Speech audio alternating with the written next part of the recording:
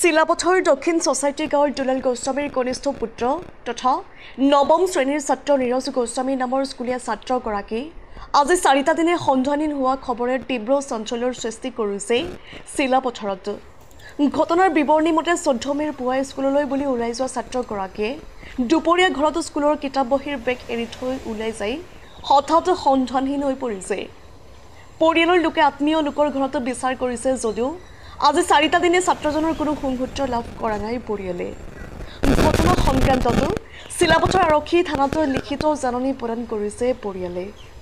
4টা দিনে সন্ধানহীন হৈ থকা নীৰজ গোস্বামীৰ সন্ধান পালে কোনো সদাশয় লোকে 9954711691 নম্বৰত যোগাযোগ কৰিবলৈ পিতৃ দুলাল গোস্বামীয়ে কাটৰ অনুৰোধ জনাইছে। ঘটনাটোৱে তীব্ৰ চাঞ্চল্যৰ সৃষ্টি কৰিছে অঞ্চলজুৰি। মোৰ কনিষ্ঠ ল'ৰা নীৰজ গোস্বামী স্কুলত গৈছিলে, স্কুলৰ পৰা ঘৰত ঘূৰি আহিছে, তাৰ নিৰুদ্দিশ হৈ যোৱা মংগলবাৰে 14 তাৰিখে 4 দিন হ'ল। খবৰ লগত খবৰ কৰিছোঁ কিন্তু ক'তো খবৰ পোৱা নাই। তাত দিছোঁ, এজাহাত দি আহিছোঁ থানাত।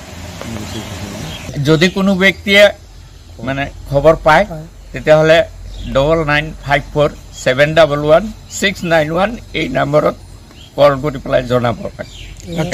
কাটৰ অনুৰোধ জনাইছোঁ। 9ত পঢ়ি আছিল, ৰাতিপুৱা স্কুলত গৈছিল। ৰাতিপুৱা 3টা বজাত আহিছে। আমি কিন্তু ঘৰত নাছিলোঁ, আমি তাক দেখাই পোৱা নাই। মোবাইল ফোন নাই। কিবা কাজিয়া হৈছিলে নেকি? নাই, ঘৰত একো কাজিয়া হোৱা নাই।